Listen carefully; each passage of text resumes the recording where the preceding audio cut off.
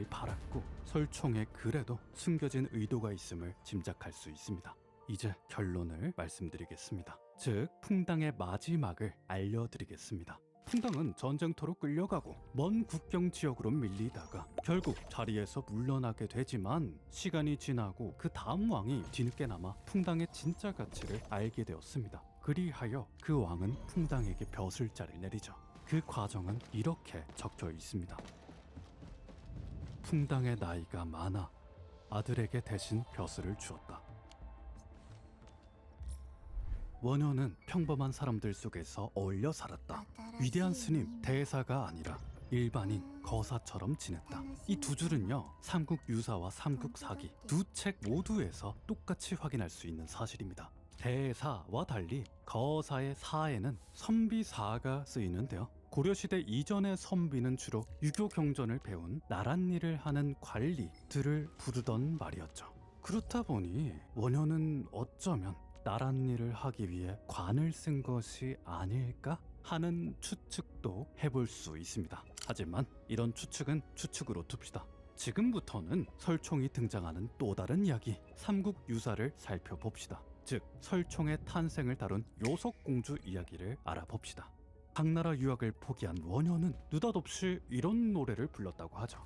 누군가 자루 없는 도끼를 허락해 주겠는가? 내가 하늘 떠받칠 기둥을 깎으리.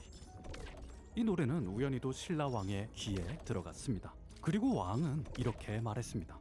원효 대사가 분명 귀한 여성을 만나 아들을 낳고자 하는구나. 나라에 큰 인물이 생기면 그보다 더 좋은 일은 없을 것이다. 그리하여 왕은 자신의 딸, 남편과 사별한 요석공주와 짝을 지어주고자 했죠. 그러고 여차저차 원효는 돌싱여인 공주와 원나잇을 하고 설총을 낳았다. 뭐 이런 이야기입니다.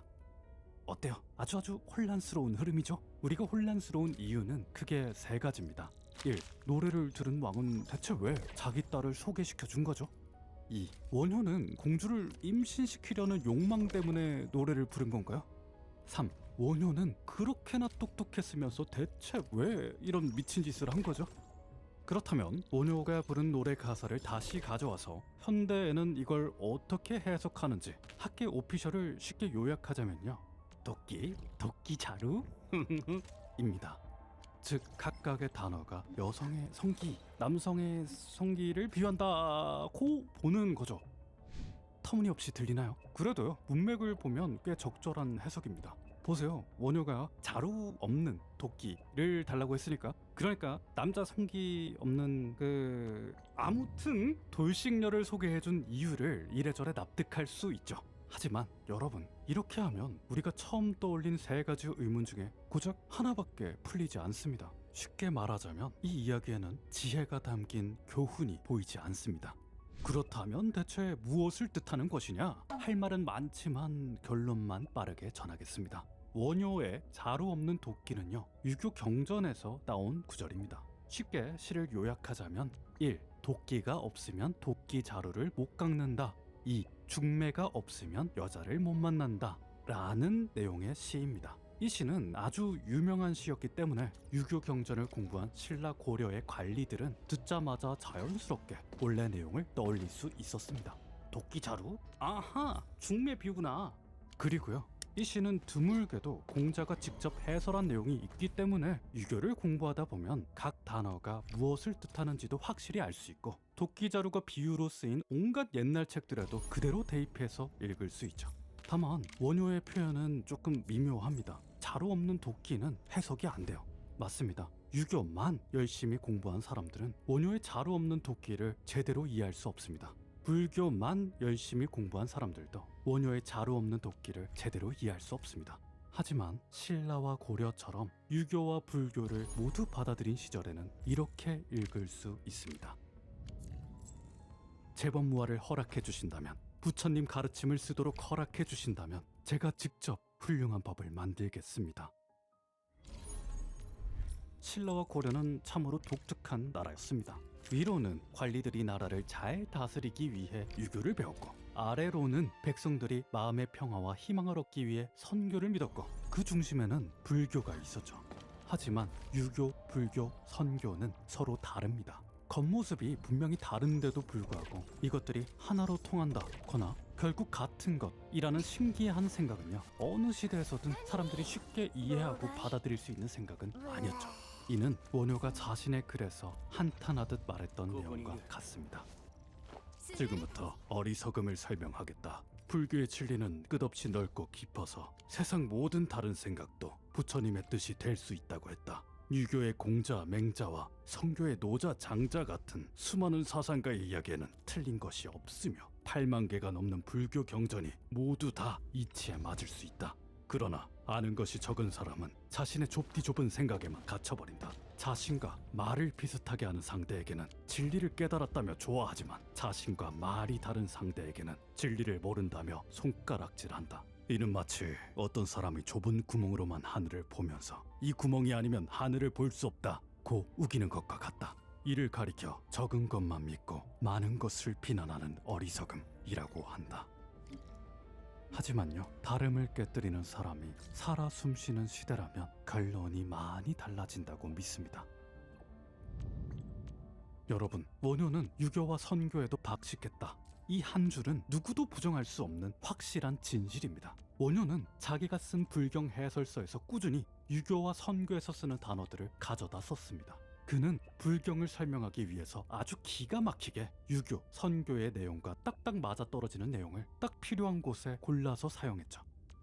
그렇다면 지금부터 제 생각을 말씀드려 보겠습니다. 한반도에 국학을 세우고 유교, 선교를 포함한 수많은 옛 사상가의 가르침을 전하는 일은요, 이 모든 학문에 빠삭한 원효라면 충분히 할 수 있는 일이라고 생각합니다. 아니, 원효여야만 할 수 있는 일이라고 생각합니다. 이두로 우리나라 글자 체계를 뒤바꾼 일은요, 전쟁통에도 당나라 유학을 가려고 수십 년 동안 치열하게 언어 공부를 했던 원효라면 충분히 할 수 있는 일이라고 생각합니다. 아니, 원효 정도 되어야만 할 수 있는 일이라고 생각합니다. 또한 저번부터 계속 말씀드렸죠. 원효 대사의 모든 글에서 우리가 발견할 수 있는 가르침은 바로 이것입니다. 겉모습은 서로 달라도 그 본질은 같을 수 있다. 내가 무조건 맞다는 고집에 갇혀있지 말라. 우리는 결국 하나로 마음이 통할 수 있다. 다름을 무너뜨려라. 다시 말해서 유교, 불교, 선교라는 다름의 경계를 부수는 일, 고구려, 백제, 신라라는 다름의 경계를 부수는 일, 세상을 진짜 바꾸기 위해 벼슬을 하고 현실로 뛰어드는 일, 한반도의 유교의 가르침을 널리 알리고 뿌리내리는 일은요, 원효라면 충분히 할 수 있는 일이라고 생각합니다. 아니, 원효여야만 가능한 일이라고 생각합니다. 이제 다시 돌아와서 요속공주 얘기를 해봅시다. 사실 요속공주는 그 이름부터 수상하기 그지없습니다. 요석이란 이름의 첫 글자 요, 이 글자는 선교에 나오는 신비로운 여신들과 아주 깊은 관련이 있는 글자인데요, 저는 떠도는 소문, 어디에도 얽매이지 않는 자유로움과도 깊이 연결되어 있다고 생각합니다. 그런데 공주의 이름에는 이상하게도 이 요자와 함께 돌석이 쓰였죠. 그렇다면 아주 중요한 정보를 말해보겠습니다. 비록 지금은 사라진 표현이지만요, 돌석의 여자여, 사실 성녀라는 말은요, 아주 오랫동안 아이를 가질 수 없는 여성을 뜻하는 단어였습니다. 다시 말해, 요석 공주는 그 이름부터 아이를 낳지 못하는 여자가 어떻게 아이를 낳았을까 하는 앞뒤가 안 맞는 상황을 보여주기 위해 숨겨둔 힌트가 아니었을까 하는 생각을 해봅니다. 무슨 말인지는 알겠는데 조금 억지 아니냐고요? 네, 억지 맞습니다. 지금까지 설명해드린 모든 내용은 100% 진실이 될 수 없습니다. 다시 말해, 글자로 이게 정답이라고 확실히 말할 수 있는 내용이 아닙니다. 오피셜이 될 수도 없고 되어서도 안 됩니다. 왜냐고요? 유교의 우두머리로 존경받는 설총은 원효의 아들이다, 이 문장이 역사책에 정확히 적혀있고 지금까지 그렇게 전해 내려왔기 때문입니다. 아무리 그럴듯한 의미가 담겨있다고 해도 설총은 원효의 그림자일 뿐이야, 설총의 업적은 다 원효 거야 라고 단정 지을 수 없습니다. 이 이야기는 언제까지나 풀리지 않는 미스터리로 남겨져야 합니다. 왜냐하면 당연하게도 유교와 불교는 서로 다르기 때문입니다. 겉모습이 이렇게 다른데 어떻게 본질이 같다는 말입니까? 이렇게 확실하지 않은 이야기를 들을 때는요, 여러분이 생각하기에 가장 상식적인 답, 가장 논리적이고 고개가 끄덕여지는 답만 찾아가면 됩니다. 여러분이 스스로 그렇게 믿으면 되는 거예요.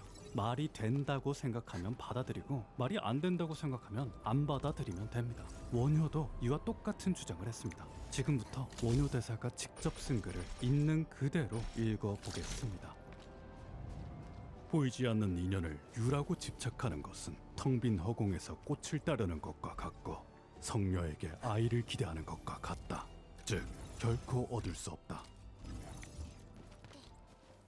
이처럼 실체가 있지도 않은 것에 매달려 실체가 있다고 고집 부리는 사람들, 그들은 허공에서 꽃을 따려고 하거나 성녀에게 아이 낳기를 기대하는 어리석은 사람들과 다를 바 없다. 저도 이렇게 생각할 뿐입니다. 성녀가 아들을 낳는다는 게 말이나 되겠습니까? 머리를 깎아 민머리면 원효대사고, 머리를 다듬어 관을 쓰면 소성거사다. 나타나는 모습이 1000가지 100가지라도 손바닥에 손가락 대기만큼 간단할 뿐이다. 이 두 모습은 그저 한바탕의 유희일 뿐이지.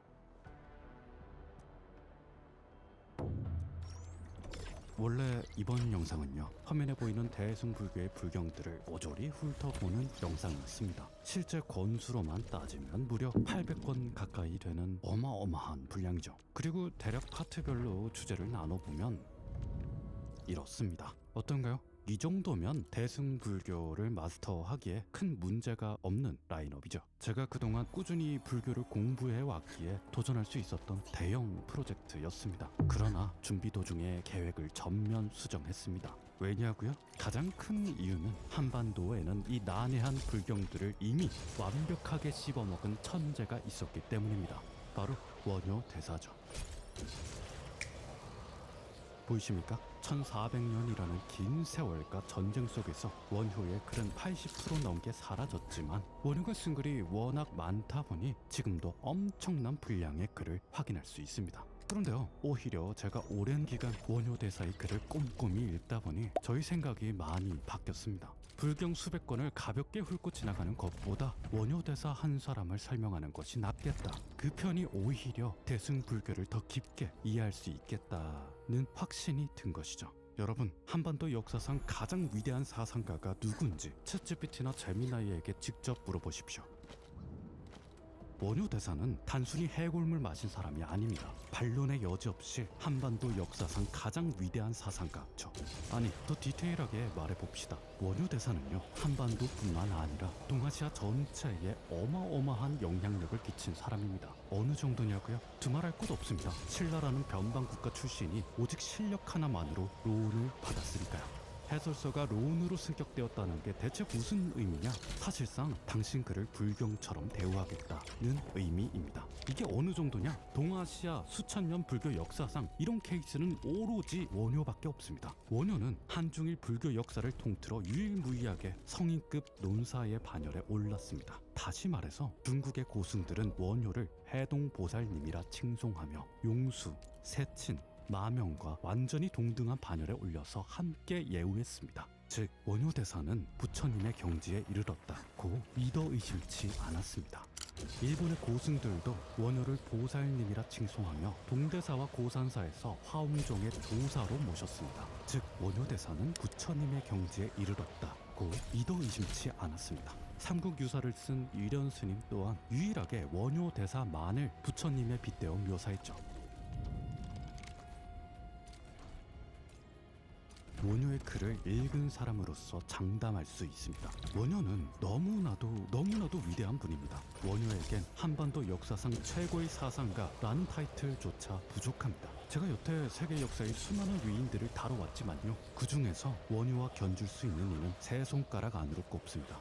그렇습니다. 저는 용기를 내겠습니다. 이미 천년전 동아시아에서 공공연하게 인정받던 표현을 그대로 쓰겠습니다. 원효는 부처입니다. 아주 이상한 말은 아닙니다. 용수가 제2의 부처라 불리는 것처럼 원효도 그렇다는 얘기입니다. 원효 단 한 사람이 없었다면 지금의 우리도 아주 달라졌을 겁니다. 자, 위대한 분을 기리는 영상이기에 설렁설렁하지 않았습니다. 지금부터는 원효를 통해 아주 재미있게 대승불교를 이해해 봅시다. 원효가 대체 뭘 했느냐? 해골물을 마셨습니다. 맞죠? 달게 마셨던 물이 해골물이라는 사실을 알고 나니까 갑자기 구역질이 나더라. 모든 것은 마음에 달렸더라. 이는 원효의 깨달음을 최고로 잘 요약한 이야기입니다. 그러나 다들 아시죠? 한 줄 요약을 믿지 마세요. 지금부터는 해골물 요약을 조금 더 디테일하게 들여다봅시다. 약 1400년 전 7세기의 신라. 당시 백성들에게는 삶의 나침반이, 국가에게는 숭고한 이념이 필요했습니다.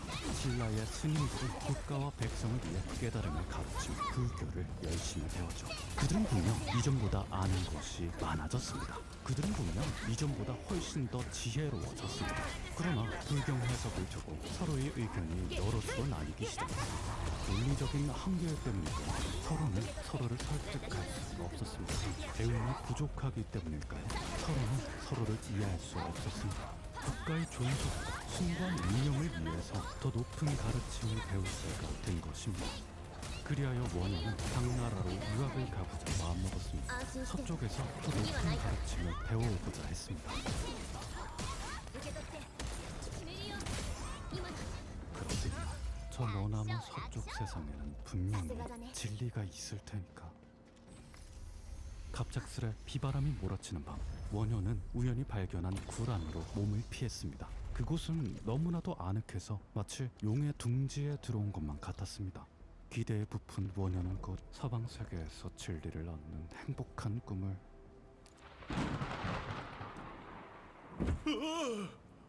원효는 그곳이 무덤이라는 사실을 뒤늦게 알게 되었습니다. 그는 겁에 질려 무덤에서 나가려 했지만 바깥의 비바람은 더욱 거세져서 한 발자국도 움직일 수 없었습니다. 무덤은 너무나도 음산해서 마치 귀신의 소굴에 들어온 것만 같았습니다. 공포에 떨던 원효는 곧 기이한 환상에 시달리며 괴로워했습니다.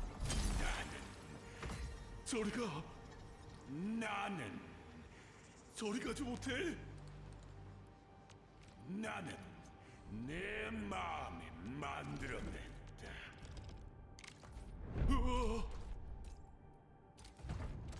그리고 그날 새벽, 원효는 오랜 꿈에서 깨어났습니다.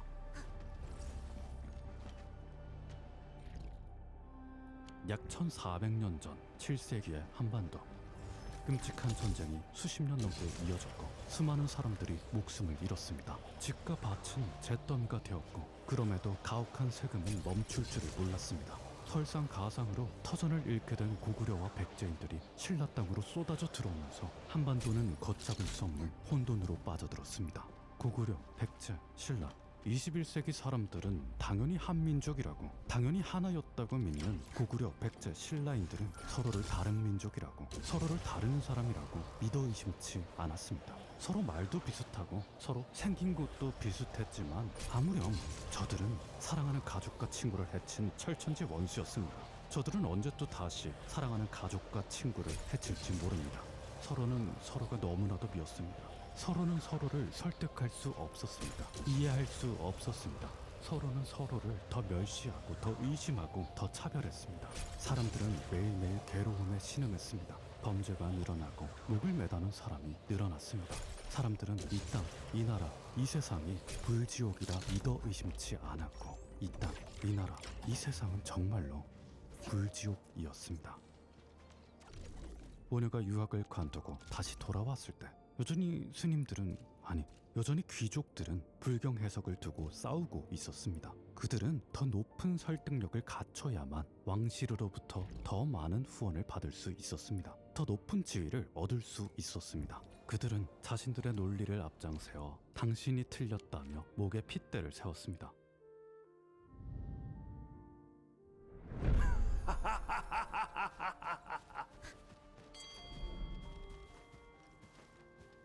원효는 그들 앞에 나서 화쟁과 일심을 꺼내 들었습니다. 화쟁과 일심, 원효의 핵심 사상이죠. 아주 짧게 요약하자면 이쪽 말도 일리가 있고 저쪽 말도 일리가 있다. 결국 우리는 하나로 통한다 라는 사상입니다. 어때요? 참 좋은 말이죠? 그런데 말입니다. 지금 우리 세상에서 일어나는 갈등을 뭐라도 좋으니 아무거나 떠올려 봅시다. 그리고 갈등을 벌이는 사람에게 가서 모두의 주장이 다 일리가 있다. 모든 주장이 사실은 하나로 통한다. 그러니 그만 싸우고 한마음 아래 뭉치자 라고 말한다고 쳐봅시다. 그럼 그 사람들이 대체 뭐라고 답할까요? 당연히 분노와 욕설로 대답할 겁니다. 맞아요. 결국 우리는 하나로 통한다. 아름다운 말이지만 현실에서는요, 그 어떤 갈등도 해결하지 못하는 공허한 말입니다. 게다가 당시의 논쟁은요, 하루 종일 글만 읽는 천재 엘리트들도 혀를 내두를 만큼 난해하고 치열한 것이었습니다. 그래봤자 그 시절 사람들이 직접 수준인 것 보니까 있겠어. 라고 생각하실 수 있으니 당시 학자들이 나눴던 논쟁 하나만 가져와 보겠습니다. 여러분, 화면을 멈춰서 직접 보셔도 좋고요. 제 말에만 집중하셔도 괜찮습니다. 제가 전하고픈 말은 단순합니다. 당시 신라 학자들이 나누던 논쟁 수준은 오늘날 교수님들, 박사님들이 나누는 논쟁 수준과 정말 조금도 다르지 않습니다. 아니, 정말 개인적인 의견을 솔직하게 밝히자면요, 논리적 치밀함과 사고의 깊이는 오히려 평균만 따졌을 때는 현대 학문을 훨씬 뛰어넘는 수준으로 보입니다. 하지만 원효는요, 이런 논쟁 수천 개를 싹 다 가져와서는 약 100종, 무려 240권에 달하는 어마어마한 분량의 글로 사람들을 설득했습니다. 원효는 정말로 결국 우리는 하나로 통한다는 결론을 논리적으로 납득시키는데 성공한 겁니다. 뭐 좋아요. 그런데 현대인 입장에서 솔직히 말해봅시다. 앞선 논쟁들이 무슨 소용이죠? 니르바나인지 바나나인지 열반인지 천진반인지 솔직히 알 바 아니지 않습니까? 네, 맞습니다. 원효가 다뤘던 논쟁거리 대부분은 원효 이후로 상당수가 사라졌습니다. 왜냐? 원효가 너무 대단해서 당시의 논쟁들을 죄다 해결해 버렸으니까요. 당시의 논쟁들은 더 이상 존재하지 않습니다. 우리가 공감하지 못하는 건 당연한 일입니다. 자, 여러분, 원효 대사의 말에 따르면요, 부처의 교육법은 이 4가지로 나뉜다고 합니다. 이 파트도 필요하신 분들만 화면을 보시고 아니라면 제 말에만 집중해 주셔도 괜찮습니다. 원래 이번 영상은요, 원효의 논리를 파헤치면서 난해함의 절정을 찍을 예정이었습니다. 그러나 모조리 놓아졌습니다. 결국 현실에 존재하지도 않는 논쟁들을 억지로 가져와서 하나하나 설명한다면 사람들이 재미없어 할 겁니다. 사람들이 관심을 안 가질 겁니다. 당연하죠. 이런 방식은 원효, 부처의 지향점과 완전히 다릅니다. 따라서 저는 원효, 부처를 존중하는 마음을 담아 화면에 보이는 4가지 방법을 모두 사용해 보겠습니다. 원효, 부처가 대체 어떻게 사람들을 변화시켰는지 세상에서 제일 쉽게 설명해 보겠습니다. 오늘날 자주 쓰이는 표현으로 설명하자면요, 원효는 양비론과 양시론을 동시에 사용했습니다. 즉, 둘 다 틀렸다는 말과 둘 다 맞다는 말을 동시에 했습니다. 아니, 이게 말장난하는 것도 아니고 대체 무슨 말인가 싶으시죠? 좋습니다. 지금부터는 비유로 확실히 설명해 보겠습니다.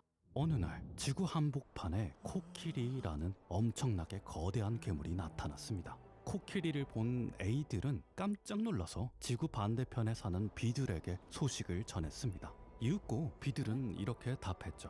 우리도 코끼리를 보고 있다. 코가 참 길다. 그리고 눈이 파란 게 정말 예쁘다. A들은 황당했습니다. 아니, 보세요. 코끼리들은 빨간데 대체 뭔 헛소리를 하는 거야? 하지만 B들은 적반하장으로 A는 멍청하다고 비아냥댔습니다. A들은 똑똑한 사람들을 모아서 장문의 논문까지 써서 설명을 해줬지만 주장이 깊어지면 질수록 오히려 서로는 서로를 이해할 수 없었습니다. 네, 여러분, 대충 무슨 상황인지 눈치채셨죠? A가 보는 코끼리는 이렇게 생겼고 B가 보는 코끼리는 이렇게 생겼습니다. 네, 코끼리 코를 만진 장님은 코만 얘기하고 코끼리 다리를 만진 장님은 다리만 얘기한다는 부처의 비유에서 디테일을 더한 얘기죠. 그런데요, 여러분, 이는 불교 해석에 한정된 얘기가 아닙니다. 지금부터 잘 들으세요. 이 비유는요, 거대한 문제는 어디에서 보느냐에 따라 전혀 다르게 보인다 라고 하는 현실 세상에서 일어나는 팩트를 있는 그대로 표현한 내용입니다. 아주 중요하니까 한 번 더 말하겠습니다. 거대한 문제는 어디에서 보느냐에 따라 전혀 다르게 보인다. 인간은 누구든지 증거가 있어야 믿습니다. 당신이 바보라고 믿어 의심치 않는 사람조차도 팩트와 근거를 아주 중요하게 생각합니다. 다시 말해서 한 집단이 같은 의견을 공유하고 있다면 그들도 증거를 보고 있을 확률이 매우 높습니다.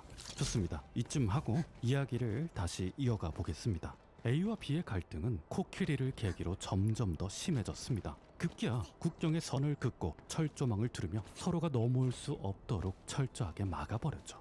하지만 바로 그때 원효가 등장합니다. 원효는 B가 거짓말을 한다거나 멍청하다고 생각하지 않았습니다. B의 말을 믿고 B 시점에서 코끼리를 보고자 혼신의 노력을 기울였을 뿐이죠. 결국 원효는 험난한 여정 끝에 비들이 사는 곳에 도착했습니다. 사람들은 원효를 보자마자 거친 분노와 욕설을 쏟아냈습니다. 하지만 원효는 그들 앞에 담대히 서서 말했습니다. 당신들의 주장이 왜 옳은지, 당신들이 왜 그렇게 생각할 수밖에 없었는지 속 시원할 정도로 차근차근 설명해 주었습니다. 그러자 사람들이 조금씩 원효는 거짓말쟁이가 아니구나 라며 마음을 열기 시작했죠. 바로 그때 원효는 충격적인 선언을 합니다. 하지만 A도 거짓말쟁이가 아닙니다.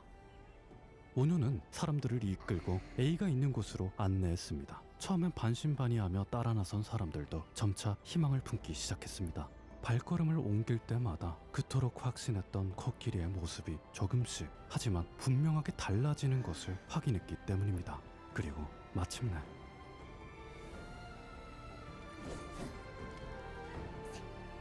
상대가 보는 코끼리를 마주하게 되었습니다. 원효는 설명했습니다. B가 어떤 관점에서 타당했고 어떤 관점에서 부족했는지, A가 어떤 관점에서 타당했고 어떤 관점에서 부족했는지를요. 원효와 함께한 사람들은 지혜로워졌습니다. 한평생 자기 주장에 버티고 앉아서 자기 코끼리만 바라본 사람들과는 비교도 할 수 없을 정도로 크게 지혜로워졌습니다. 그들의 눈에는 분명히 한쪽 면의 코끼리가 보였지만 더 이상 보여지는 것에 속지 않았습니다. 내 눈에 보이는 것이 전부가 아니다 라는 진실을 깨우쳤으니까요. 네, 그렇습니다. 이를 두고 원효의 핵심인 화쟁이라고 적습니다. 이를 두고 부처의 핵심인 중도라고 읽습니다. 우리는 이 코끼리 비유를 통해 이것도 틀렸고 저것도 틀렸고 이것도 맞고 저것도 맞다 같은 불교식 뜬구름 표현도 확실히 이해할 수 있습니다. 여러분, A가 본 것이 코끼리인가요? B가 본 것이 코끼리인가요? 그럴 리가 없죠. A와 B가 본 것은 코끼리의 일부에 불과합니다. 그렇기 때문에 A와 B의 주장은 모두 틀렸습니다. 즉, 불완전합니다. 결국 중도가 진이라는 말이네. 그런데요, 방금 이야기를 오해한 사람들은 종종 A와 B의 정 가운데 위치에 자리 잡고는 둘 다 틀렸다며 A와 B를 조롱하곤 하죠. 하지만 당연히도 이건 중도가 아닙니다. 부처의 중도는 움직이는 상태입니다. 이건 중도가 아니라 불완전한 주장이 또 하나 더 생긴 것에 불과하죠. 그런데요, 이번엔 다르게 생각해 봅시다. A가 본 것이 코끼리가 아닌가요? B가 본 것이 코끼리가 아닌가요? 그럴 리가요. A와 B가 본 것은 둘 다 코끼리입니다. 보세요. 분명히 이건 코끼리의 모습이죠. 심지어 자칭 중도인 C가 본 것도 코끼리입니다. 보세요. 분명히 이건 코끼리의 모습이죠. 이들의 주장은 모두 옳습니다. 아니, 그냥 옳은 정도가 아니죠. 오히려 코끼리를 더 깊고 정확하게 이해하고자 한다면요, 오히려 각자의 시선과 주장을 깊게 파악하는 일이 아주 중요해집니다. 다시 말하겠습니다. 거대한 진실은 위치에 따라 전혀 다르게 보인다. 이 사실이 진짜 사실이라면 코끼리 연구자는 역설적이게도 싫어하는 상대방의 말에 귀를 기울여야 합니다. 왜냐하면 내가 보는 코끼리와 그가 보는 코끼리를 함께 알아야만 온전한 코끼리가 완성되기 때문입니다. 그렇습니다. 가되 머물지 마라. 이는 원효가 내세운 최고의 명상이자 수행법입니다. 원효가 내세운 지혜에 이르는 최고의 지름길입니다. 그런데 코끼리가 한 마리인 걸 어떻게 확신하죠? 사실 알고 보니 두 마리라면요. 네? 갑자기 무슨 소리를 하시는 거죠? 코끼리라는 건 현실에 없어요. 아니 갑자기 무슨 코끼리 이야기는 비유입니다. 원효의 깨달음을 이해시키기 위한 훌륭한 비유지만 비유 자체로는 큰 의미가 없습니다. 그래요. 코끼리 비유는 그 자체로는 옷이나 의상에 불과합니다. 능력치 없는 스킨 같은 거죠. 여러분이 너무 매몰되지 않았으면 하는 마음에 강조해봤습니다. 좋습니다. 지금부터는 코끼리 이야기의 에필로그를 읊어보겠습니다.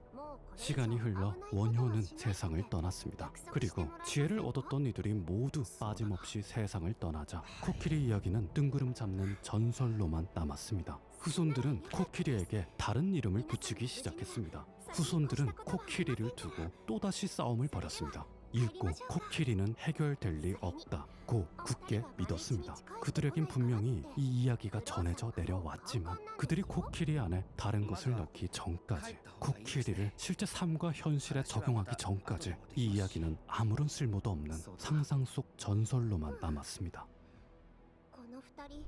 저는 오늘 원효가 다룬 온갖 논쟁과 더불어 세상 대부분의 문제를 치환할 수 있는 코끼리 비유를 들었습니다. 좋은 이야기죠? 그런데요, 코끼리 이야기 하나로 세상 모든 논쟁이 끝난다면 참 좋을 겁니다. 코끼리 비유 하나로 세상 사람 모두가 진실을 꿰뚫어보는 능력을 얻는다면 참 좋을 겁니다. 하지만 당연히 그럴 수 없습니다. 코끼리 안에 현실을 넣는다는 이해는 쉬워도 실천은 어렵습니다. 그도 그럴 게 사람들이 각자 소도 키우고 농사도 짓고 회사도 다녀야 하지 않겠습니까? 사람들이 대체 언제 짬을 내서 하나하나 힘들게 논쟁을 파헤쳐야 하겠습니까? 맞습니다. 그렇기 때문에 원효는 일평생 동안 세상에 일어나는 갈등과 논쟁을 이 코끼리 안에 하나하나 세부적으로 싹 다 넣어서 하나하나 세부적으로 싹 다 설명했습니다. 그는 무엇이 진실인지 굳이 수백 권의 책을 써가며 전부 설명했습니다. 사람들 모두가 각자의 집착을 버릴 수 있도록 그들의 집착을 하나하나 몽땅 다 해부했죠. 즉 원효는 사람들에게 대놓고 지혜를 떠먹였습니다. 타라, 오늘은 삼승 논쟁이다. 와우.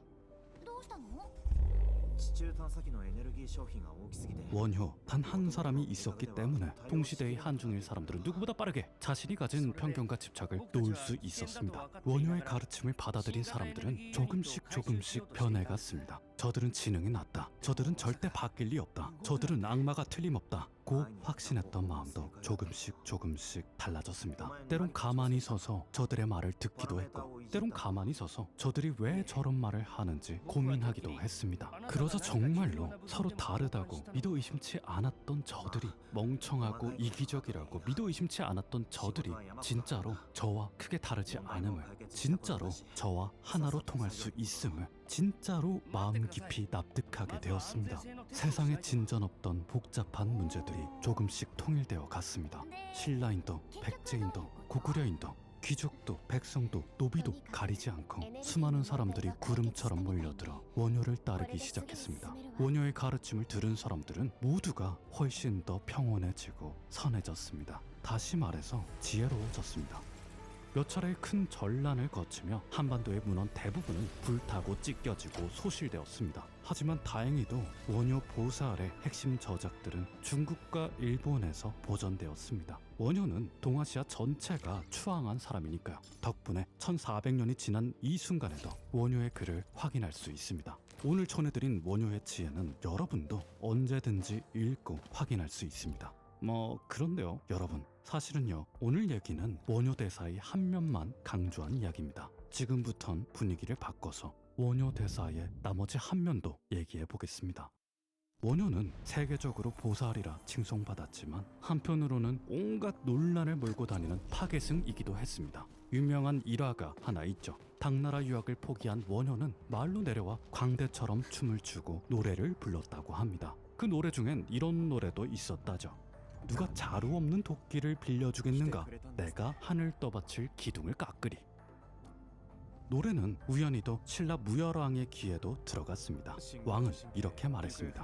원효 대사가 분명 귀부인을 얻어 아들을 낳고자 하는구나. 나라에 큰 인물이 생기면 그보다 더 좋은 일은 없을 것이다. 그리하여 왕은 자신의 딸 미망인 요석공주와 짝을 지어주고자 했죠. 왕의 궁리들은 유교 다리 위에서 원효에게 이 소식을 전했습니다. 뭐가 좀 이상하다고요? 여기서부터는 더 이상합니다. 여러분도 잘 따라오셔야 합니다. 소식을 들은 원효는 의도적으로 물에 빠졌습니다. 그리고 옷을 말리기 위해 요석공주를 찾아갔죠. 원효는 3일간 요석공주와 함께 요석궁에 머물렀습니다. 이후 요석공주는 설총을 낳게 됩니다. 설총은 이들을 집대성한 대학자로서 채취원과 함께 한반도 최초로 운묘에 배양되었습니다. 즉 설총은 한반도 최초로 공자와 동등한 유교 성인으로 인정받았으며 신라, 고려, 조선 내내 한반도 최고의 현인으로 존경받았습니다. 우선 생각해봅시다. 결혼도 하지 않고 돌싱녀와 원나잇을 했다? 그것도 세계적으로 존경받는 스님이? 그것도 국가 원수의 딸과? 당시 사람들에겐 엄청난 충격이었을 겁니다.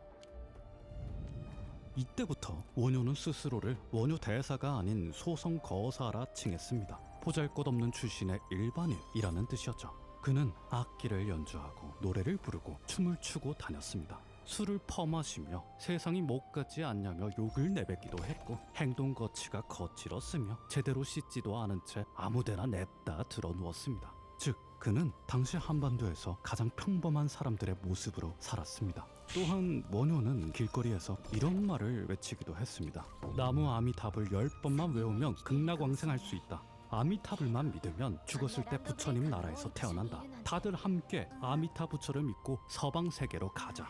그렇습니다. 원효는 불교에서 종종 폄하당하기도 하는 정토, 즉 믿어서 구원받읍시다의 선구자였습니다. 이러다 보니 원효는 살아생전 당연히 수많은 사람들에게 냉대와 멸시를 받았습니다. 그는 사람들의 비웃음거리가 되었으며 지탄의 대상이 되기도 했죠.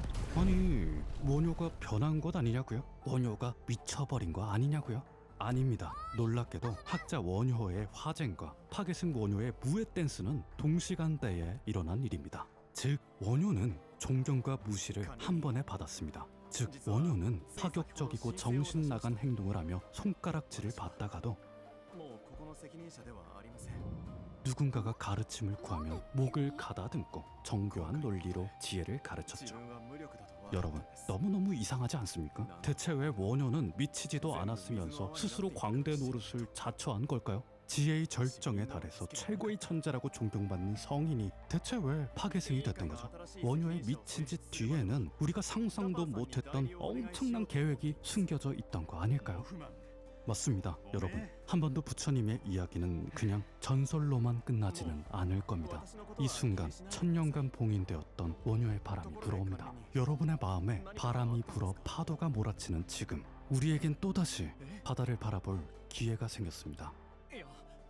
でもあの時確かにしかしこんなに時間が経ったというのにまだ生きていて4号谷地にいるとしたらどうして今まで見つからなかったのでしょうか。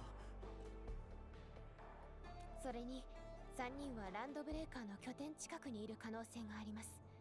何もしなかったからこそ気づかれずに済んだのかもしれません。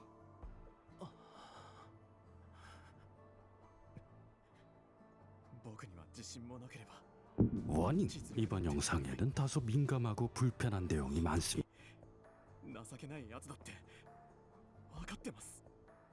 오늘은 진짜 소신 발언입니다. 최근 한강 작가의 노벨상을 계기로 번역가에 대한 관심이 뜨겁죠. 맞습니다. 맞아요. 번역가 데보라 스미스가 아니었다 하면 한강 작가는 절대로 노벨상을 수상하지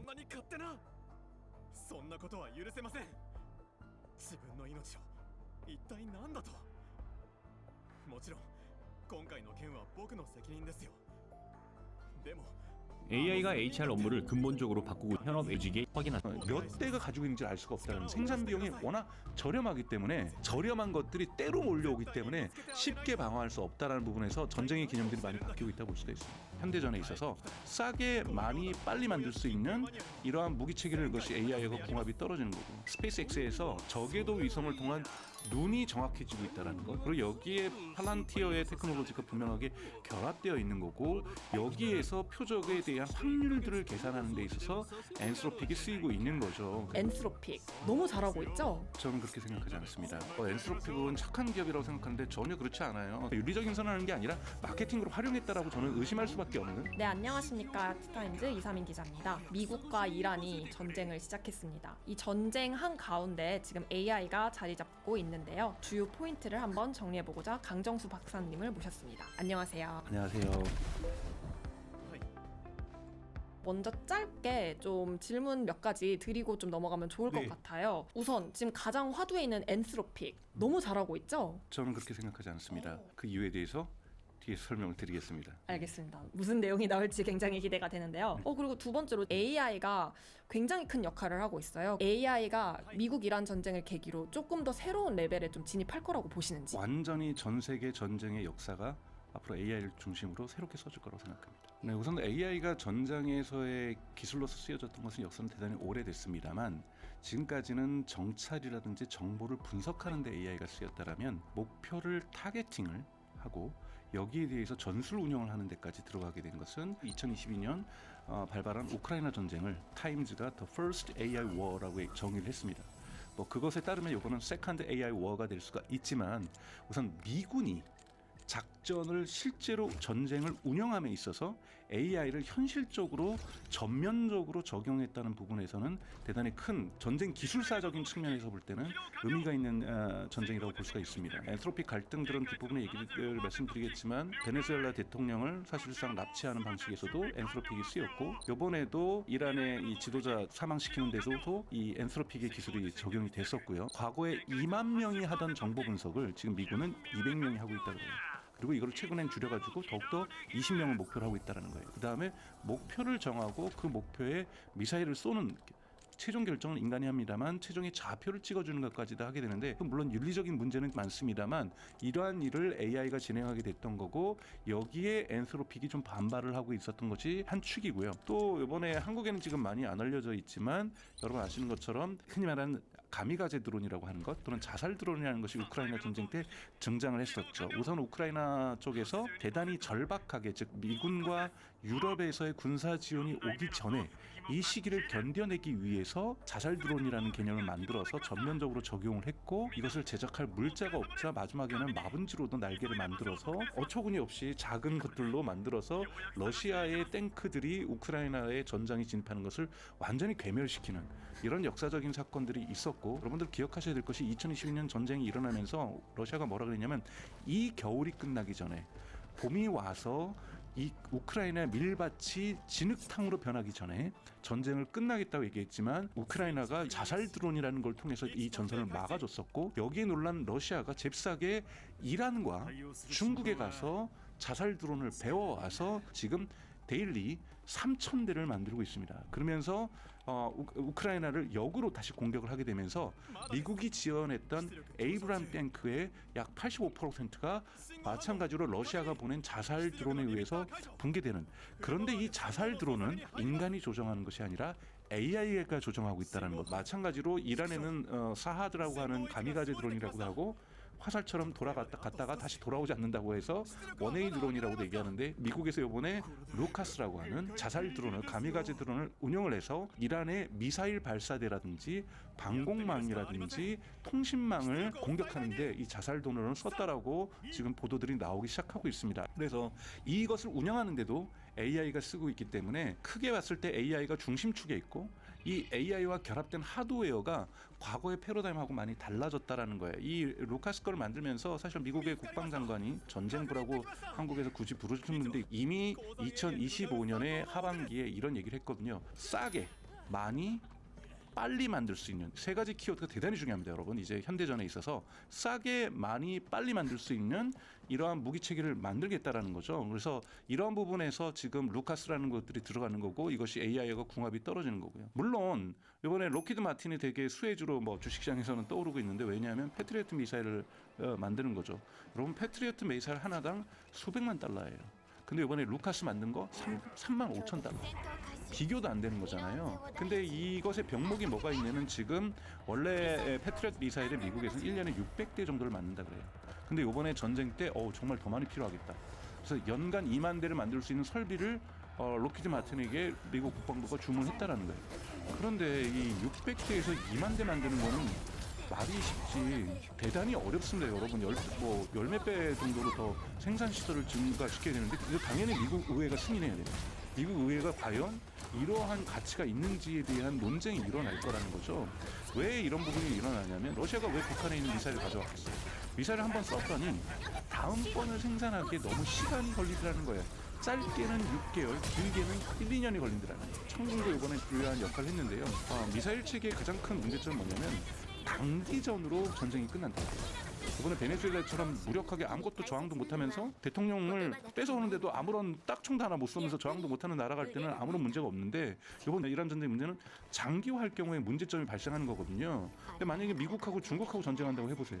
아마 5년 할 거걸요. 제가 보기에는. 그럼 그때까지 쓸 수 있는 무기를 계속 생산할 수 있느냐 이 문제가 나오고 있는 거죠. 그렇기 때문에 이 부분은 바이든 때부터 미국이 디펜스 스트라테지를 국방 전략을 수정하기 시작했습니다.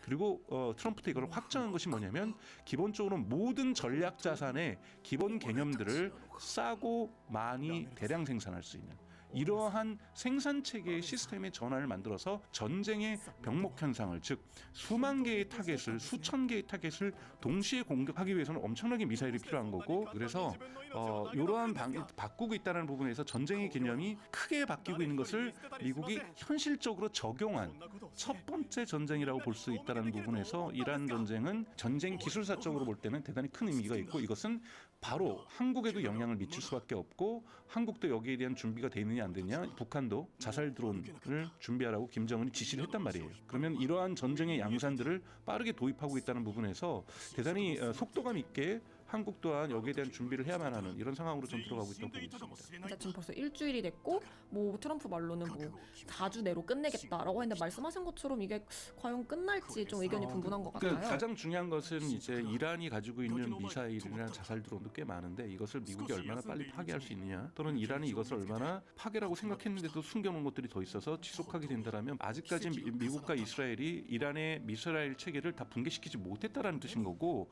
이 부분도 어떻게 될지 좀 지켜봐야 될 거라고 저는 보고 있어요. 그리고 우선은 미사일 전쟁의 싸움이기 때문에 아마 지금 이란 같은 경우 눈과 귀를 다 잃어버렸을 거예요. 통신 시설이 마비가 됐음에도 불구하고 그 전에 좌표를 찍어놨기 때문에 이 미사일 공격과 드론 공격은 이루어질 수 있기 때문에 이것이 만약에 생각보다 지속화된다라면 트럼프 대통령 입장에서도 되게 곤란한 상황이 갑니다. 왜냐하면 중간 선거가 코앞이거든요. 그리고 예를 들면 전쟁이 2주를 지나기 시작하면 유가에 실질적인 미국의 소비자들이 느끼는 체감 물가에 영향을 주기 시작합니다. 그걸 보통 2주라 보거든요. 근데 이 2주를 뭐 한 주 지나면 넘기게 되잖아요. 이러면 대단히 초조해진다라는 거고 호르무즈 해협 때문에 세계 유가에 영향을 줄 수밖에 없고 이런 구조성을 가지고 있기 때문에 전 전쟁은 되게 단기간에 끝내려고 미국 정부는 노력하겠지만 그래서 저는 다음 주 토요일 일주 이의 토요일이 가장 큰 이번 이란 전쟁의 고비일 거라고 보고 있습니다. 네. 딱 일주일 뒤가 분기점이 그렇죠. 되죠. 2주를 넘기기 시작하면 미국으로도 대단히 견디기 어려운 상황으로 저는 치달을 거라고 보고 있습니다. 그런 부분에서 다음 주부터는 이란이 드론 공격을 좀 더 지금 속도를 얼마나 낼 수 있는가 이걸 어떻게 방어할 수 있을 것인가 이런 부분들이 기술적으로는 대단히 주목받는 군사 기술이 아닐까 보고 있어요. 그러니까 이란이 지금까지 끌고 올 수 있는데 자폭 드론들의 역할이 굉장히 컸다라는 분석이 나오던데 뭐 샤헤드 드론이라고 하더라고요. 그래서 이게 무엇인지 조금 설명을 해주세요. 네, 샤헤드 드론은 삼각형 모양의 델타 모양을 가지고 있고요. 사거리가 한 번 에너지를 충전해서 전기 배터리로 보통 충전을 하죠. 가서 갈 수 있는 거리가 몇 킬로냐는데 지금 이제 샤헤드 같은 경우 500km에서 맥스 800km까지도 나오고 있단 말이에요. 그렇기 때문에 이란에서 뛰어서 충분히 중동 지역을 커버할 수가 있습니다. 미국의 루카스도 500km에서 800km 사이고 싣고 갈 수 있는 중량이 흔히 말하는 이 페이로드가 이 18kg 정도 돼요. 그러니까 18kg의 폭탄을 추가적으로 가지고 갈 수가 있다라는 거죠. 그러다 보니까 러시아가 데일리 3,000대를 생산하는데 대부분 이 이란 모델입니다. 이 가미가제 드론을 이란이 처음으로 만들었거든요. 이렇게 대량 생산했던 것은 그렇기 때문에 몇 대가 가지고 있는지 알 수가 없다는 거예요. 왜냐하면 생산 비용이 워낙 저렴하기 때문에 그리고 보관이 용이하고 여러분 보세요. 우크라이나가 사거리가 짧다 보니까 어떻게 했습니까? 컨테이너 선에 싣고서 밑에는 흔히 말하는 수출하는 물자들, 일반 물자들을 싣고서 그냥 수출 차량인 것처럼 일반 화물 트럭인 것처럼 러시아 땅을 막 가고 가다가 러시아 그 공군기지 가가지고 폭격기 공군기지 가서 멀리서 사거리인데 가서 거기서 뚜껑을 열었더니 드론이 나와버린 거잖아요. 그러니까 이건 뭐냐면요, 드론을 숨기기가 되게 쉽습니다. 워낙 작은 크기이기 때문에 여러분 미국에 아무리 스타링크가 있고 스타실드가 있더라도 정찰 위성이 파악하기 되게 어렵습니다. 왜냐하면 일반 화물차에 실려서 나가는 거니까요. 그러니까 이 미사일이 움직이는 것과 크기가 다르기 때문에 훨씬 더 다양하게 곳곳에 숨겨져 있을 수 있다는 거죠. 그리고 발사 플랫폼이 다양합니다. 여러 대가 있는 발사 플랫폼일 수도 있고 한 대만 발사할 수도 있는 거기 때문에 발사 플랫폼의 크기도 크지 않아요. 그렇기 때문에 미국이 아무리 정보력이 뛰어나도 정확하게 이란의 자살 드론이 몇 대가 아직까지 남아 있는지를 확정할 수 없기 때문에 미국이 긴장할 수밖에 없는 상황이라고 저는 보고 있습니다. 혹시 그 샤헤드 드론, 그러니까 그 저가 자폭 드론의 그 위력은 좀 어느 정도인지 궁금해요. 그 사실은 18kg의 폭탄을 들고 갈 수 있기 때문에 대단히 크게 예를 들자면은 뭐 도시를 날려버린다든지 공군기지를 날려버린다는 건 아니죠. 근데 문제는 가격이라는 거예요. 우리가 탱크 하나도 100만 달러가 넘잖아요. 수백만 달러인데 탱크 하나를 1,000만 원짜리가 2,000만 원짜리가 가서 없애버린다. 이러면 손실도 크고요. 그리고 미군 지금 8명 정도 죽었는데 미군은 1명 죽는 것 이것이 엄청나게 사회적인 이슈가 될 수밖에 없고 미국이 되게 중요하게 여기는 부분이에요. 그래서 여기 가서 이것이 300명, 3,000명, 3만 명을 죽인다라는 거대한 위협적인 전략 무기라기보다는 정말 소소하게 인명피해를 입힐 수 있다는 부분에서 또 하나는 문제는 때로 다닌다는 거예요. 군단으로 다니기 때문에 10대, 30대, 100대, 200대씩 다닌다라는 거고 많은 분들이 그거를 공격하면 되지 않냐, 방어하면 되지 않냐는데 사실은 지금 오픈 AI 같은 경우에 지금 미국 국방선의 계약을 가져서 뭘 하고 있냐면 드론을 디텍션하는 워낙 크기가 작아서 정찰 드론은 대단히 크기가 커요. 근데 이러한 자폭 드론은 크기가 작아서 큰 새하고 구별이 안 된다 그래요. 레이더 자체에서는. 그래서 이것을 AI로 패턴 연구를 통해서 이것이 새인지 드론인지도 구별하기 위한 노력들을 미국에서도 이제 시작하고 있다는 거예요. 그럼 육안으로 발견됐으면 물론 여기에 방어를 할 수가 있겠죠. 근데 육안으로 발견된 곳에 방어 시스템이 없거나 방어 체계도 계속해서 끊임없이 만들고 있고 지금 러시아나 우크라이나 전쟁에서 어떤 일도 있냐면 전파 방해를 통해서 자폭 드론을 추락시키는 거죠. 뉴욕타임즈가 정말 저는 끔찍한 사진이라고 하는데요. 이 우크라이나하고 러시아하고 배틀을 하게 되면 바닥에 엄청난 광 케이블들이 유리 섬유들이 떨어져 있습니다. 그게 뭐냐면 전파 방해를 하니까 다 유선으로 연결한 거예요. 유선으로 연결한 것들이 300대, 400대씩 날아다니는 거거든요. 물론 이란에선 쓰기는 어렵죠. 왜냐하면 500km를 날아가야 이란을 떠나서 홍해를 넘어서 이렇게 가야 되기 때문에 거기서 다양한 방어들도 있지만 대단히 이 저렴한 것들이 때로 몰려오기 때문에 쉽게 방어할 수 없다는 부분에서 전쟁의 개념들이 많이 바뀌고 있다고 볼 수가 있습니다. 그래서 이 이란이 가지고 있는 그 드론들의 위력이 생각보다 크다라는 거고, 근데 그럼에도 불구하고 사실 이제 미국은 AI를 활용하면서 이에 또 맞서는 작업들을 하고 있잖아요. 사실 좀 위험한 건 뭐냐면 AI가 표적을 타겟을 정하는 겁니다. 이번에도 이란의 지도자를 사살하는 데 있어서 AI가 쓰였죠. 한 번 폭격으로 끝나버리는 거잖아요. 과거에는 여러분 전쟁을 보세요. 걸프 전쟁도 마찬가지고 이라크 전쟁도 마찬가지고 사담 후세인을 찾아낸다든지 이런 일에 시간이 꽤 걸렸어요. 근데 지금 가족들까지 어디로 이동하고 있는지를 다 알고 있다라는 거고 여기에는 과거와 다른 정찰 능력을 갖고 있는 스타쉴드, 사실은 스페이스X에서 미국의 CIA하고 국방부를 위해서 계약을 통해서 만들어진 저궤도 위성이 약 한 500개 미만으로 지금 전 세계를 지구를 돌고 있는데요. 이러한 저궤도 위성을 통한 눈이 정확해지고 있다는 것, 센싱 자체가 정확해지고 있다는 것, 그래서 이들의 움직임들을 추적하고 있다는 것, 그리고 여기에 팔란티어의 테크놀로지가 쓰이게 되면서 온톨로지 기술로서 패턴 연구를 통해서 각각의 데이터들, 파악되는 데이터들의 의미를 해석해내는 팔란티어의 또 테크놀로지가 분명하게 결합되어 있는 거고 여기에서 표적에 대한 확률들을 계산하는 데 있어서 엔스로픽이 쓰이고 있는 거죠. 근데 이 문제가 뭐냐면 이스라엘이 지금 하마스를 공격하는 데 있어서 저기 하마스 지도자가 있다고 했을 때 뭐라고 돼 있냐면 그러니까 흔히 말하는 우리가 얘기하는 오차율이죠. 우리가 보통 설문조사할 때도 여러 번 플러스 마이너스 5%가 있듯이 여기에 그 사람이 없고 다른 사람이 있어가지고 죽을 확률에 플러스 마이너스를 몇 명이 났냐라는 거예요. 그랬더니 지도부는 100명으로 해놨고 그 다음에 일반 하마스 대원은 10명으로 해놨다라는 거예요. 자 그러면 추가적으로 10명이 더 죽을 수도 있다는 거잖아요. 민간인이 죽을 수도 있다는 거잖아요. 이건 대단히 윤리적인 문제가 될 수가 있거든요. 그러니까 이번에 이란 지도자를 죽일 때 미국이 거기에다가 플러스 마이너스 알파를 얼마로 해놨는가. 이런 것들이 사실은 엔트로픽이 싫어하는 거거든요. 왜냐하면 이것이 타겟팅을 정해서 사람을 죽일 수도 있다고 하는 거니까 여기에 자신들의 자사의 기술이 AI 기술이 쓰이는 것이 싫다라는 거죠. 과거에는 이제 여러분들도 영화에서 보신 거 알겠지만 인간이 CIA 요원이 저기야라고 해서 막 찍어주고 레이저로 쏘고 쏴가지고 거기에 잡혀 찍어줬더라면 이제는 여기 여기에 대한 온톨로적인 기술을 통해서 의미와 이런 것들을 데이터를 분석을 해서 팔란티아의 플랫폼이겠죠.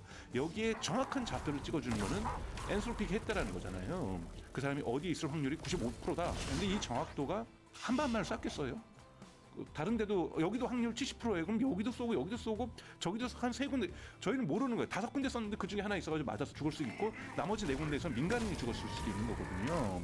이런 부분에 대한의 논의가 워낙 보안으로 처리되다 보니까 없다 보니 여기에 대한 비판들은 전 당연히 있을 수 있다고 저는 생각이 들고, AI 기술이 어느 정도 완성도가 있을지 알 수가 없는 거기 때문에 좀 우려스러운 부분은 분명하게 존재하고 있습니다. 바로 그 말씀해주신 그 윤리적인 지점들, 거기가 지금 바로 다리오 아모데이, 엔트로픽의 CEO죠. 이제 트럼프랑 지금 격전을 벌이고 있지 않습니까? 윤리적인 쟁점에 대해서 말씀을 해주시기 전에 약간 짧게 타임라인을 조금 짚고 넘어가면 좋을 것 같은데요. 그러니까 어떻게 이 엔트로픽과 트럼프가 이렇게 또 맞서게 됐는지, 사실 시작을 넘어서 가보면 그 마두로를 납치할 때 그때부터 시작을 하죠. 맞습니다. 사실은 뭐 많은 분들이 엔트로픽은 착한 기업이라고 생각하는데 전혀 그렇지 않아요. 작년에도 2025년에도 엔트로픽, 오픈 AI, 챗GPT, 구글의 제미나이, 그 다음에 익스닷AI의 그로크 다 미국 국방부 일을 하고 있어요. 다양한 프로젝트를 따내고 있고요. 그리고 또 하나 2026년 1월 달에 또 국방부에서 흔히 말해서 입찰을 냈어요. 이게 뭐냐면 음성으로 드론을 제어할 수 있는, 드론을 음성으로 조정할 수 있는, 여기에 1억 달러 음성 제어 시스템에 엔트로픽이 지원했습니다. 근데 거기에 떨어졌어요. 그러니까 엔트로픽이 전혀 미국 국방부하고 일 안 하고 있다? 전혀 아니죠. MS, 구글, 아마존 다 같이 국방부하고 일하고 있어요. 여러분들이 입력할 수 있어요. genai.mil.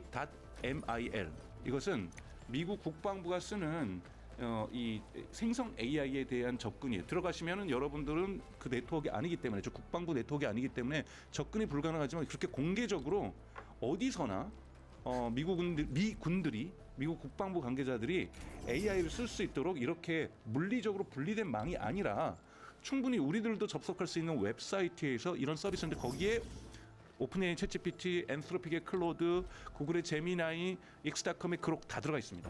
그러니까 이미 협업하고 있었고 1월 달까지도 하고 있었는데, 엔트로픽이 화가 난 거는 마도로를 납치하는데 자신 거를 썼다라는 거죠. 그리고 이번 이란 공격에도 썼어요. 그 이후에 빠진 거기 때문에, 그러니까 그 표적은 여러분 이미 정해놓은 거예요. 전쟁을 여러분 이란을 공격하는 날 표적을 정한 게 아니거든요.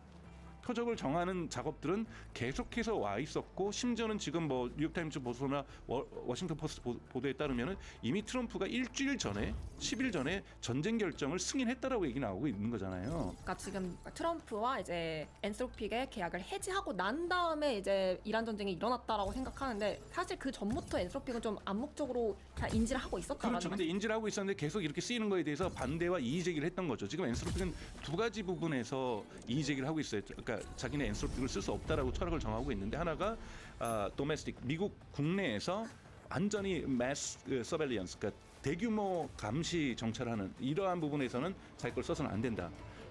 왜냐하면 AI가 이것을 충분하게 가능하게 할 수가 있거든요. 두 번째는 완전 자율 공격, 전쟁 무기에선 써서는 안 된다라고 얘기를 하고 있어요. 그래서 자신들의 방법으로서 타겟팅을 했다라는 거죠. 타겟팅, 어디에 누가 있다, 여기를 공격하면 되고 여기에 특수요원들이 들어가서 마두로 데려오면 된다. 근데 거기 하나만 찍었겠어요? 특수요원들이 거기 하나만 들어갔겠어요? 아니에요. 여러 군데 들어갔을 거예요. 확률들을 다 지정해줬기 때문에 그중에 하나 맞아 떨어졌던 거죠. 그리고 이번엔 특수요원이 들어가는 게 아니라 미사일 던지는 거니까 엔트로픽이 뺀 거죠. 저는 이 부분에서 엔트로픽이 못했다고 생각하지 않아요. 근데 엔트로픽이 말했던 근거가 문제라는 거예요. 우선은 시계열로 본다면 올해 또 1월 달에 여러분 아시는 다보스 포럼이 있었죠. 다보스 포럼에서 다리오 아모데이가 이런 얘기를 했었어요. 정말 이 AI라는 건 핵무기처럼 무서운 거라서 중국에다가 엔비디아의 칩을 판매하는 걸 자기는 반대한다. 이건 뭐냐면 북한이라는 단어를 썹니다. 핵무기를 공급하는 거랑 똑같다. 그만큼 AI가 위험하다라는 거잖아요. 그럼 여기서 우리가 조금은 가닥을 좀 잡죠. AI가 과연 핵무기처럼 위험하냐 아니냐, 이건 많은 과학기술자들이 보통 강연에서 다 핵무기처럼 위험하다고 공포 마케팅을 해요. 근데 우선 저는 핵무기처럼 위험하다고 생각하지 않아요. 핵무기는 위험하지 않다가 아니라 핵무기하고 같다고 보지 않아요. 왜냐하면 핵무기는 위험하기만 해요. 물론 핵을 좋은 데 쓸 수도 있겠죠. 그런데 핵무기라고 우리 보통 얘기를 하는 것은 핵이라고 비교하지 않고 핵무기라고 얘기를 하잖아요. 어쩌면 핵이라고 얘기하는 게 맞을 수는 있어요. 거기에 비유한다면 저는 동의할 수 있어요. 그러나 AI는 유용한 것도 있고 부정적인 것도 있죠. 근데 핵무기는 정말 그 자체로 부정적인 거죠. 그래서 오히려 핵이랑 비교할 수 있죠. 핵을 가지고 전기로 쓸 수도 있고 방사성 치료를 할 수도 있고 그 다음에 무기로도 쓸 수 있는 거죠. 그래서 AI 그 자체를 핵무기라고 보기보다는 AI 자체는 핵처럼 유용하게도 쓸 수 있지만 위험성도 있는 물건이라는 기술이라는 부분에서 전적으로 동의합니다. 근데 핵무기라고 한다라면 그만큼 위험하다고 한다라면 그리고 본인들이 얘기를 하면서 이거는 우리가 빼겠다고 한다라면 여러분 핵무기를 통제하는 걸 왜 엔트로피 같은 사기업에 줘야 됩니까? 핵무기를 통제하는 것을 왜 오픈 AI라는 사기업에 줘야 되고 핵무기를 통제하는 것을 왜 구글이라는 사기업에 줘야 되고 핵무기를 통제하는 것을 왜 예를 들면 한국으로 치면 네이버에게 줘야 됩니까? 또는 LG AI 연구소에 줘야 됩니까? 여기서 잠깐 의문을 또 가지실 수가 있을 것 같아요, 시청자분들이. 왜냐면 지금 워낙 돌아가는 판세가 미국 내에서 지금 뭐 엔트로피는 거의 뭐 국민 기업처럼 뭐 떠올라가지고 이 트럼프 이 폭정에 좀 맞서는 굉장히 윤리적이고 민주적인 기업 이렇게 지금 조금 판세가 돌아가고 있거든요. 네, 맞아요. 그런 부분에서 기업이 어떻게 민주적일 수 있어요? 그럼 아모데이가 이번에 할게요라고 하면은 그럼 뭐예요? 그럼 아모데이는 누가 통제합니까? 국민이 통제하나요? 우리가 트럼프 대통령, 저도 개인적으로 트럼프 대통령을 지지하지 않아요. 비판적이에요. 그래도 투표를 통해서 뽑았잖아요. 그러면 국민이 권력을 위임한 곳에서 그렇게 위험하다면 책임지고 관리하고 통제하고 결정하고 또 가장 중요한 거죠. 책임지는 것. 이것이 필요하다는 거죠. 그러면 AI에 대한 통제 권한을 왜 사기업에 주냐라는 거예요. 그러면 저는 당연하게 우리가 그런 결정도 의회에서 할 수 있죠. 이렇게 위험한 건 앞으로 국가의 위원회에서 관리하겠습니다. 저기 사기업 이거 기업들 충분히 여러분 핵무기를 사기업이 개발하나요? 아니잖아요. 그러면 이거 저기 다 물론 핵무기를 개발할 때도 민간 기업이 협업해요. 입찰 통해서. 그러면 저기 국유화하겠습니다. 엔트로피. 여기에 대해서 저항할 논리가 뭐가 있어요? 저는 그런 상황이 되길 원하지 않아요. 저도요. 그렇기 때문에 이것을 갖다가 저희가 새로운 프레임워크가 생겨야 돼요. 즉 이것을 내 가지고 사기업이 일방적으로 결정할 수 없다라는 부분에서 저는 트럼프 대통령을 지지하지 않음에도 불구하고 트럼프 대통령이 화를 낸 거는 저는 정당하다고 생각해요. 왜 그거를 엔트로픽이 혼자 결정하느냐? 사실은 마케팅적 여유가 있었죠. 방금에서 국민 막 영웅이 되고 민주당 지지자들이 엔트로픽으로 다 바꾸고 미국하고 캐나다에서 앱스토어에서 1등 했잖아요. 그리고 또 하나는 저는 정말 얄미웠던 것이 그 기능이에요. 그러니까 이 오픈 AI나 제미나이에 무슨 기능이 있냐면 롱텀 메모리가 부분적으로 작동을 하고 있어요. 그래서 여러분들이 대화했던 기록이 거기 있어서 이번 일부에서는 그거를 여러분 뭐 개인정보 침해라고 보고 있지만 여러분들 유튜브 로그인 안 하고 보기 짜증나잖아요. 저만의 그 알고리즘을 제가 다듬어 놨잖아요. 어떤 부분을 싫어요 누르고 어떤 거는 저 추천하지 말아요 해서 저만의 이 알고리즘을 조정을 하는 것을 사람들은 편해해요. 제가 요즘 이렇게 다른 데로 못 옮기는 이유가 그 기억을 다 못 갖고 가기 때문이거든요. 이것을 우리가 보통 잠금 효과, 락인 효과라고 하죠. 그랬더니 엔트로픽이 요번에 딱 요거 국방부하고 갈등 일어난 다음부터 뭘 했냐면 요 데이터 옮기는 법을 제공하면서 빨리 자기네 걸로 이전해라. 이런 식으로 제안하고 있다는 것은 정확하게 그냥 도덕적인 선언한 게 아니라 윤리적인 선언한 게 아니라 마케팅으로 활용했다라고 저는 의심할 수밖에 없는 정황 근거들이 충분하다고 저는 생각이 들어요. 그래서 저 엔트로피 훌륭한 솔루션이라고 생각해요. 혁신들을 계속 이어나갔으면 좋겠습니다만 논의 구조를 저희가 분명히 가름말을 타야 된다는 거예요. 이만큼 AI가 중요하면 AI에 대한 통제 권한과 가드레일을 만들 권한은 분명하게 행정부하고 의회에 있다, 국회에 있다라는 말씀 좀 드리고 싶어요. 그러니까 이게 사실 더 조금 엔트로픽이 각광을 받은 게 사실 엔트로픽의 태생 자체가 우리들은 오픈 AI와 다르게 정말 윤리적인 가치를 좀 중시를 하겠다. 그래서 그때 다리오 아모데이가 뭐 나온 인터뷰도 보니까 뭐 왜 이렇게 대통령에 좀 반기를 들었나니까 뭐 양심에 따랐다 이러면서 지금 실리콘밸리 뭐 오픈 AI라든지 뭐 구글 직원들도 뭐 함께 연대하자 이러면서 굉장히 분위기가 엔트로픽 쪽으로 흐르고 있는 것 같아요. 네, 저는 조금 넌센스라고 생각해요. 여러분 잘 아시는 것처럼 엔트로픽이 그 코드를 업데이트 12월에 했을 때 그날 엔트로픽의 안전보안 책임자가 사표냈어요. 그러면서 더 이상 엔트로픽에서도 안전보안에 대해서 중요시 여기지 않는다. 그렇게 언론하고 인터뷰를 해버렸단 말이에요. 저는 엔트로픽 그런 걸 지켜나가길 원해요. 근데 여기에는 여러분 실제로 저는 AI도 위험하다고 저는 생각해요. AI가 가져올 수 있는 사회적 위험성 분명히 존재하고 통제하고 가드레일 필요하다고 생각이 들어요. 그런데 엔스로픽이 과연 이 부분에 대해서 철저하게 지키면서 하고 있는, 나름대로 구글도 책임감 있는 AI 얘기해요. 그런데 어느 날 보니까 국방부하고 같이 일하고 있단 말이에요. 그 이후로는 책임감 있는 AI 잘 얘기 안 해요. 그래서 서로 이런 것이 뭐냐면 우리 순수하게 바라볼 필요가 있는 것이 아니라 게임이죠. 경쟁 국면이죠. 상대방이 어떻게 하는가에 따라서 달라지기 때문에 그들 또한 오픈AI를 이기고 싶고, 그 다음에 빨리 이것에 대한 어마어마한 투자 비용이 들어가기 때문에 상장도 계획하고 있고, 오픈AI보다 엔스로픽은 먼저 상장을 시도하려고 하고, 오픈AI는 또 엔스로픽보다 먼저 상장을 시도하려고 할 거예요. 왜냐하면 초기 상장, 먼저 상장이 중요한 것이 유동성이 워낙 기업의 기업 가치가 높기 때문에 미국이 아무리 주식시장이 크더라도 스페이스X도 상장하고 2026년에 엔스로픽도 상장하고 오픈AI도 상장한다면 저는 그만큼을 투자할 만한 투자 유동성이 미국에 존재할까도 의심스럽거든요. 이런 부분에서 먼저 들어가는 것이 대단히 자신의 기업 평가에도 좋고 투자금을 확보하는 데도 좋고, 이 투자금이 확보되면 그만큼 안정적으로 모델을 지속적으로 발전시키고 비즈니스를 확장할 수 있다는 부분에서 대단히 중요하다는 거고, 여기에 엄청난 전략적 판단을 지금 저는 다들 하고 있다고 저는 생각이 들어요. 샘 알트만 제가 보기에는 국방부하고 몇 시간 있다가 엔스로픽 나간 다음에 계약했는데 저는 하나도 후회 안 한다고 생각해요. 근데도 그런 동요가 이러니까 내가 조금 기회주의적으로 행동했다라고 마케팅 용어죠. 그 정도는 기업 대표들이 하는 거죠. 뭘 자기가 후회하겠어요. 너무 잘했다고 생각하고 엔스로픽 잘 나갔다고 생각하는 거죠. 엔스로픽도 마찬가지인 거고요. 그래서 이러한 우리가 항상 중요한 이러한 노이즈와 시그널을 구별할 때 이러한 마케팅적인 용어들은 전 노이즈라고 보고, 또 하나는 여기에 또 중국이 들어왔잖아요. 중국은 미국보다 패권 전쟁을 통해서 AI가 더 잘, 모델이 더 좋냐 안 좋냐의 문제가 아니라 가격 하락 압력을 만들어 버렸단 말이에요. 왜요?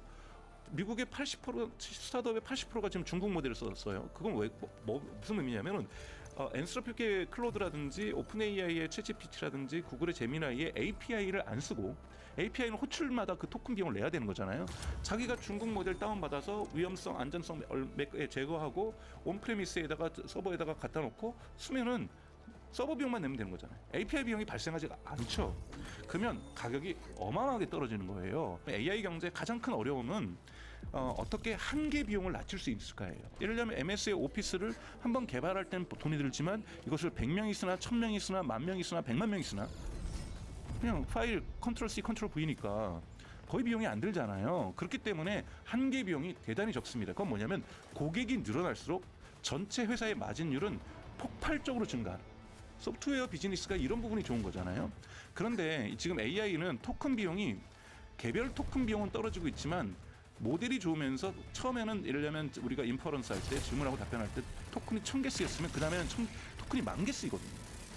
이러다 보니까 소비자가 늘어나면 늘어날수록 비용이 떨어지질 않는 거예요. 이 문제를 해결해야 되는데 거기에 중국 모델이 와가지고 거기에 맞춰줘야 되거든요. 그래야 API로 호출해서 서비스를 쓰는 사람들이 존재할 거 아니에요. 시장에서의 경쟁력, 가격 경쟁력도 이제는 중요한 시장의 요소가 되고 있다는 거죠. 여러분 한번 생각해 보세요. 클로드를 갖다가 매달 $50로 낸다라면 그냥 개발자들만 쓰는 거죠. 대중화는 안 돼요. 또 자기네들이 또 슈퍼볼 가서 약속했잖아요. 오픈AI 놀리면서 우리는 광고 안 해? 얘네는 광고하지. 저는 광고하는 거 나쁘게 보지 않아요. 여러분 그러면 구글하고 네이버는 어떻게 쓰세요? 광고 있으니까 검색 무료로 쓰는 거잖아요. 그러면 오픈AI하고 지금 2월달부터 제미나이는 미국에서 광고 테스트를 들어가고 있어요.